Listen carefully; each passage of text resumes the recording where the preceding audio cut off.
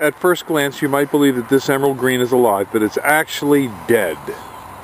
And I can assure you that this is a dead plant. This one over here, you can see, has the same kind of color, but it is definitely dead. The reason for these two arborvitaes dying is that it was planted and not cared for.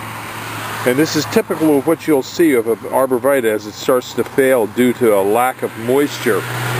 The foliage will sort of weep down a little bit and feel dry to the touch. And you can see the seed pods on them are just drying up.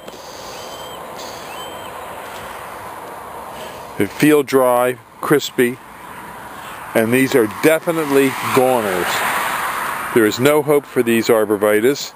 No amount of watering at this point will bring them back. And I would say in another month they'll be completely toast. When you plant your arborvitaes, you have to maintain moisture around the root mass. The way you determine that is you just stick your finger into the soil around the root ball, and it should feel moist, not wet and not dry. If it's overly wet, the roots don't get oxygen and the tree will die.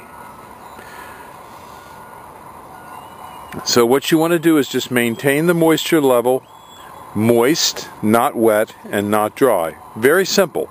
Moist, not wet, not dry. Oh, and also when you're planting, always remember green side up. We'll see you.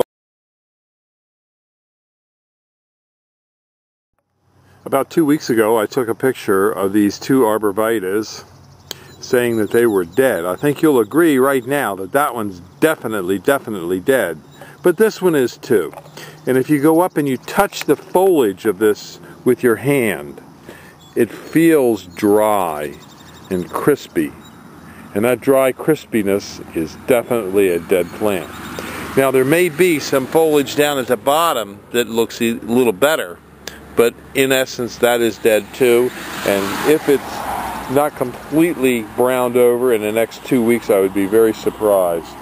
A better plant choice for this location would have been the Hetz columnar juniper, especially one that was balled and burlap, because it can take more abuse and it's a drier plant and it doesn't need as much water. It's from the Rocky Mountains, and out there it goes through drought in its normal life cycle. So that would have been a better choice for a place like this where you're going to plant and forget. And to give you an example of why the Hetz columnar juniper would be a better choice for this location, you can just take a look over here and see that a juniper that they did plant survived.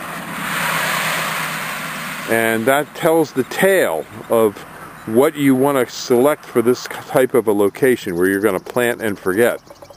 Don't forget to give us a call at 215-651-8329 for your tree and shrub questions. We'll try and answer all calls, or just email us. Thank you. Bye.